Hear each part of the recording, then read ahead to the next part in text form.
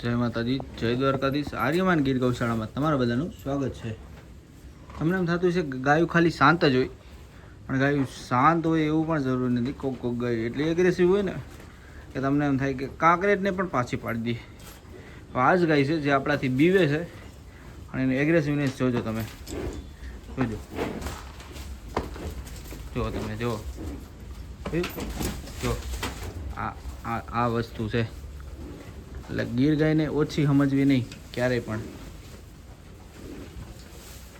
બરાબર. જો પાવર જોવો એનો તમે. આ બાજુ પણ બીજી બધી ગાયો છે. આપણે અંદર આવી તો ગયા છે, પણ બહાર નીકળવો અઘરું પાડી દેવાની છે આ ગાય. મેન તો હું તમને આ ગાયો દેખાડવા જ અંદર આવ્યો હતો, કારણ કે આમાં અમુક જે ગોપાલની ને ગોવિંદની ગાયો છે એ 3 ગાયો ખૂબ જોરદાર છે. અને આ બ્લડ છે એ આપણે આર્યનું જ છે આટલું બધું, કારણ કે બાપ તરફથી તો નહીં પણ મા તરફથી અમુક આવતું હોય એગ્રેસિવનેસ, તો પછી જોવા મળતું જ હોય એ રીતનું. પણ આ જે ગાય છે એની તમે પાવર જોવો, તમે જો જોયો, આમ પાસે જાય ને તો સીધી આવે. આમ જો જુઓ તમે,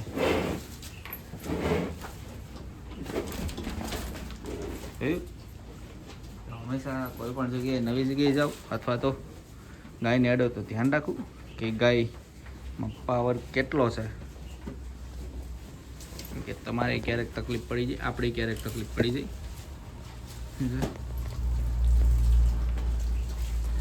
જ્યાં સુધી આ પ્રકારની ગાય હોય ને, જ્યાં સુધી આપણે જાવું નહીં ત્યાં સુધી ખાવાનું પણ ચાલુ નહીં કરે. જોજો તમે, કાંઈ ખાય જ નહીં જ્યાં સુધી આપણે સામે ઊભા રહેવું ને.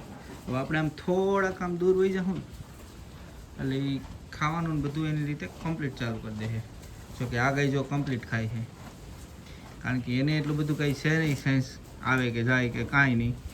પણ ઓલી એટલી એગ્રેસિવ છે ને કે જ્યાં સુધી નવો માણસ સામે ઊભો હોય ને ત્યાં સુધી ખાવી પણ નહીં.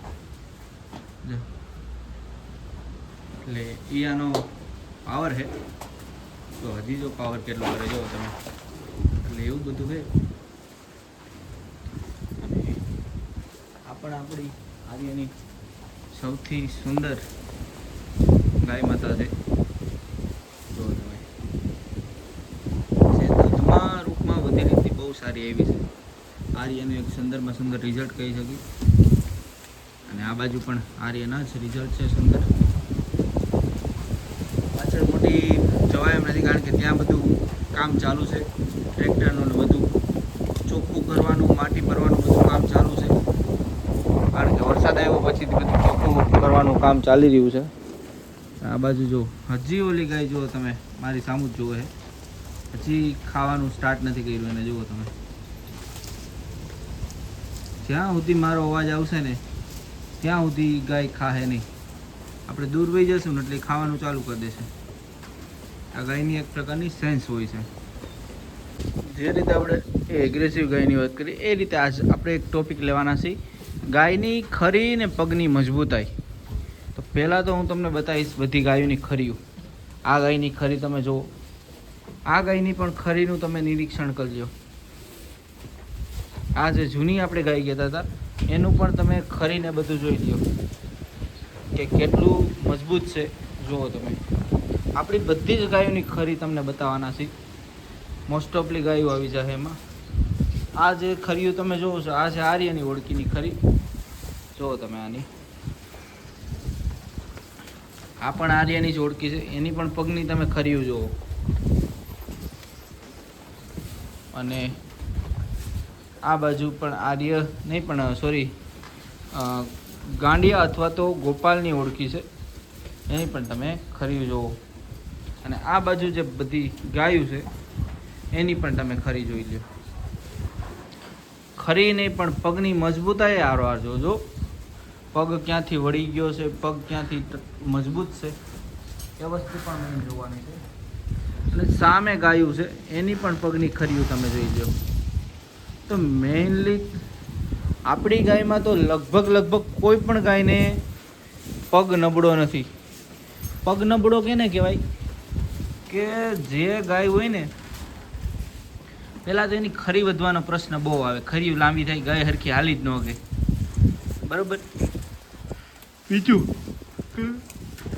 કે ગાયનું જે આ ભાગ છે ને ખરીને ઉપરનો ત્યાંથી આમ બેન્ડ વાળી જાય, જેથી ગાય આમ હાલવામાં ટોસડાય અને પ્લસ એનું આયુષ્ય ઘટે. બીજા ત્રીજા વેતર હોય ને તે પછી ગાય તમે ગઢી લાગવા માંડે, કે આ ગાયની ઉંમર થઈ ગઈ હોય ને એવું લાગે. તો એ મેઇન વસ્તુ જો તમારે સુધારવી હોય તો એના માટે મેઇન તો તમારો બુલ જ કહેવાય, કે જે કમ્પ્લીટ છે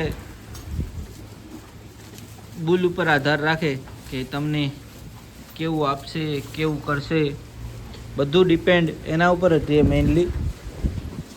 કારણ કે આપણે મેઇન અડર, બોડી સ્ટ્રક્ચર, સિંગ, પગની મજબૂતાઈ બધા ઉપર ધ્યાન દીધું છે, ત્યારે જ પરફેક્શન આવે, બાકી પરફેક્શન ના આવે. પ્લસ કે એના ઉપરના મા બાપ શું છે બુલના, એના મા બાપ શું છે, એવી 5 પેઢી તમારી પાસે હોય તો જ કહેવાય કે ભાઈ પરફેક્ટ રીતે બ્રીડિંગ થયું. ઓછામાં ઓછી 5 પેઢી હોય એવો જ બુલ વાપરો, કારણ કે જેનો આગળ પાછળનો કાંઈ ડેટા ન હોય તો એના બુલના બચ્ચા આવવામાં ક્યારેક ઘણી સમસ્યા થતી હોય છે, અને બચ્ચા સારા આવે કે નહીં એની પણ કોઈ ગેરંટી હોતી નથી. તો આજનો ટોપિક આ હતો. તમને પૂરો વિડીયો કેવો લાગ્યો જરૂર કહેજો. જય માતાજી, જય દ્વારકાધીશ, રામ રામ.